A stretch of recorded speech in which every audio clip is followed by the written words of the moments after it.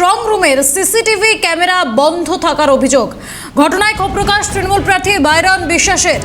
ঘটনাস্থলে পৌঁছান সাগরদিঘির তৃণমূল প্রার্থী বাইরন বিশ্বাস। স্ট্রং রুমে ঢোকার চেষ্টাও করেন তিনি। পুলিশ ও কেন্দ্রীয় বাহিনী তাকে বাধা দিলে পরিস্থিতি উত্তপ্ত হয়ে ওঠে। স্ট্রং রুমের সিসিটিভি ক্যামেরা বন্ধ থাকার অভিযোগ তৃণমূল প্রার্থীর।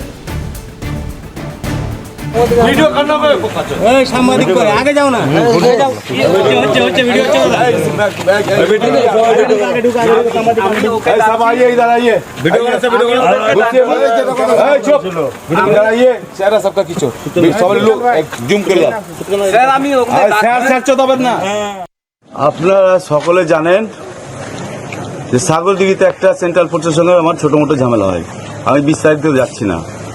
দ্বিতীয়ত শামশেরগঞ্জে ভোট দিতে যাওয়ার সময় ওখানেও ঝামেলা হয়, আমি ওটাও বিস্তারিততে যাচ্ছি না।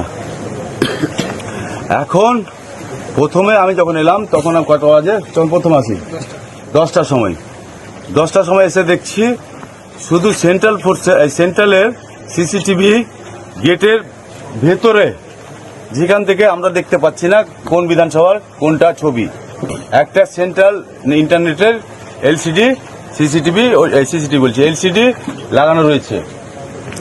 প্রথম কথা, আমি চার্জ করলাম যে বাইরে এলসিডি নেই কেন, গেটের বাইরে, ভেতরে তো ঢুকতে দেবেন না, ঠিক আছে আপনাদের রুলস প্রোটোকল আমরা মানি আর মানবো, সংবিধানের বাইরে নয়, আমরা সংবিধান মেনেই চলবো, যেটা গভর্নমেন্ট সেন্ট্রাল গভর্নমেন্ট করে দিয়েছে ওটাই মানবো আমরা।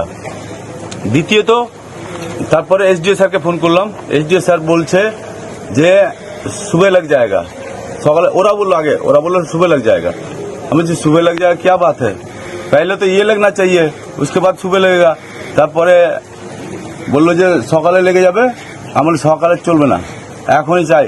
एसडीओ স্যারকে বললাম স্যার এখনই চাই, রিকোয়েস্ট করছি আপনাকে এখনই চাই স্যার। বলছে না হবে না, সকাল হবে। আমি एसडीओ স্যারকে বললাম যখন যে যদি আপনি প্রার্থী হতেন, আপনি ক্যান্ডিডেট হতেন, তা আপনি সকাল পর্যন্ত ওয়েট করতে পারতেন স্যার। তখন বললো एसडीओ স্যার আধ ঘন্টার মধ্যে আমি ইনস্টল করিয়ে দিচ্ছি।